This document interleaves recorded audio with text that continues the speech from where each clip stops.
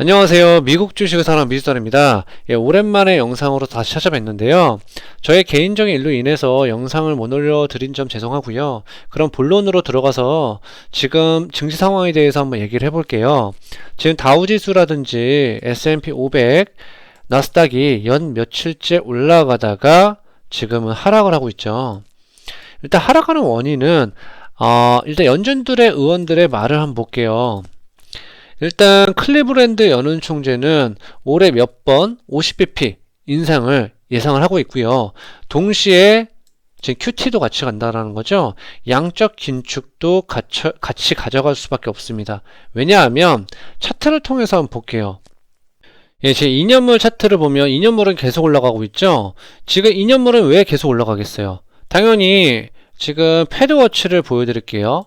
패드워치를 보면 일단 75에서 100bp가 올라가는 확률이 66%죠. 그만큼 5월달 FOMC 회의에서는 50bp 올릴 가능성이 큽니다. 그렇기 때문에 단기금리는 계속 튀고 있는 모습을 보여주고 있죠. 그에 반해서 지금 장기금리 10년물은 오히려 내려가는 모습을 보여주고 있어요. 이렇게 되면 어떻게 되냐면 장단기 금리차가 역전이 될 수도 있겠죠. 장단기 금리차가 바로 증시에 반영되는 건 아니에요. 어느 정도 장단기 금리차가 역전되고 나서 증시가 그 뒤에 하락을 하죠. 여기도 마찬가지로 장단기 금리차가 역전되자마자 그 뒤에 하락을 합니다. 이런 모습을 보면 여기도 보면 2019년도에도 장단기 금리차가 역전되고 증시가 조정을 받았어요. 근데 이런 모습을 보면 시차는 분명히 있어요.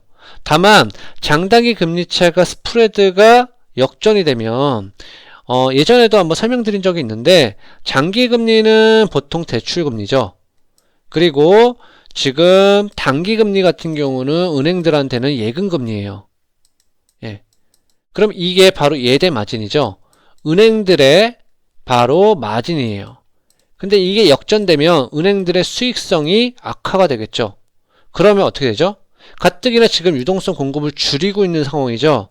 그런 상황에서 은행들의 예대 마진마저 줄어들면 당연히 경기가 침체가 올 수밖에 없겠죠. 그렇기 때문에 장단기 스프레드를 높일 필요가 있겠죠. 그래서 장단기 스프레드를 높이기 위해서는 장기 금리도 같이 튀어줘야 돼요. 장기 금리를 튀어주기 위해서는 연준 의원들이 얘기했던 것처럼 양적 긴축을 같이 가져갈 수밖에 없겠죠. 양적 긴축은 재투자 방식과 시장에다가 던지는 방법이 있다라고 설명을 드린 적이 있어요. 그러면 시장에다 던져버리면 채권 가격은 어떻게 되죠? 채권 가격은 떨어지겠죠. 그러면 금리는 오히려 튀겠죠. 그래서 양적 긴축을 통해서 지금 장단기 스프레드를 높이려는 의도도 충분히 있고요. 연준 의원들이 얘기하는 것처럼. 다시 차트를 통해서 한번 설명을 드려볼게요. 10년물 금리를 다시 보자면 지금 10년물 금리가 내려가고 있어요. 당연히 단기 금리가 너무 급격하게 올라가다 보면 경기가 침체가 올 수도 있는 거 아니야 하면서 오히려 10년물 금리는 내려가고 있습니다. 가뜩이나 지금 경제 성장률은 계속 내려가고 있죠. 인플레이션이 그만큼 심각하다라는 것을 알려주는 대목인데요. 그 대목을 보자면 일단 지금 자료를 보여드릴게요. 지금 인플레이션율은 역대로 최고로 나왔죠. 7.87%까지 나왔습니다. 에너지 가격도 아직 반영이 안 됐어요. 만약에 이번 주에 이제 소비자 물가, 다음 달이죠. 다음 달 4월 달에 소비자 물가 지수가 나올 텐데 아마도 더 높게 나올 가능성이 큽니다.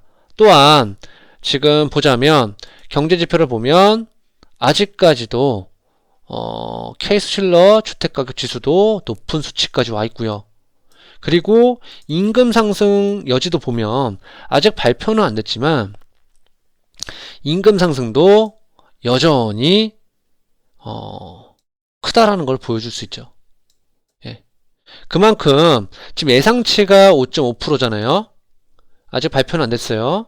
예상치가 5.5%인 만큼 금리 인상에 대한 인플레도 심각하다라는 것을 보여주고 있는 대목이고요. 예, 또한 지금 파월 연준 의장이 얘기해 준 부분이 있어요. 어떤 거냐면 공급 병목 현상이 과소평가됐다라는 거죠. 지금 이 기사 내용에서 파월 의장은 정책을 정할 때 이러한 공급망 문제에서 실질적인 진전이 있을 거라고 예상하지만 말 그대로 연준이 공급 병목 현상에 대해서 과소평가했다라는 거죠. 이 공급 측면에서 단기적인 큰 폭의 완화는 예상하지 않는다라고 덧붙였습니다. 예, 그 말 뜻은 단기간 내에는 공급 병목 현상이 해결이 되지 않을 것이라는 것을 말해주는 대목이고요. 그렇기 때문에 인플레는 아주 심각한 부분에 있고, 그래서 블러드 총재는 예, 금리 인상에서 더 빠른 것이 낫다라고 얘기해주고 있어요. 그러니까 금리 인상을 50bp 인상하고 대체절표 규모도 줄여야 된다고 얘기해주고 있고요. 클리브랜드 연은 총재랑 비슷한 얘기를 해주고 있죠. 그리고 샌프란시스코 연은 총재도 원래 비둘기파적인 연준 의원이었는데 지금은 5월에 50bp 인상과 대체적표 축소가 모두 가능하다고 얘기해주고 있습니다. 점도표만 봐도 알 수 있죠. 점도표만 봐도 지난 회의보다 매우 매파적인 금리 인상을 엿볼 수 있는 대목이죠.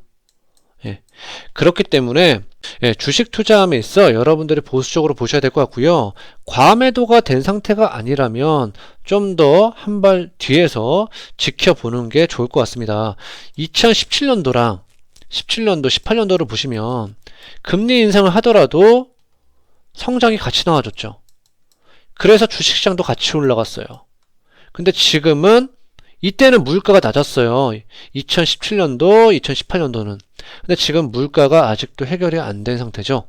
예, 물가가 해결이 안 된 상태에서 금리 인상과 양적 긴축을 통해서 기대 인플레를 찍어 누를 거고, 그러다 보면 당연히 여러분들이 생각하는 주식 수익률은 아마 좋진 않을 것 같아요. 그리고 만약에 주식 투자함에 있어 여러분들이 개별 주식보다는 ETF, 지수 ETF 위주로 투자하는 게 맞다라고 생각이 들고요.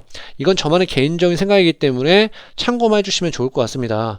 그래서 이 인플레를 해결하기 위해서 지금 유가라든지 비축유를 지금 추가로 방출한다든지, 그 다음에 오펙 플러스에서는 43만 배럴 증산에 합의를 했죠.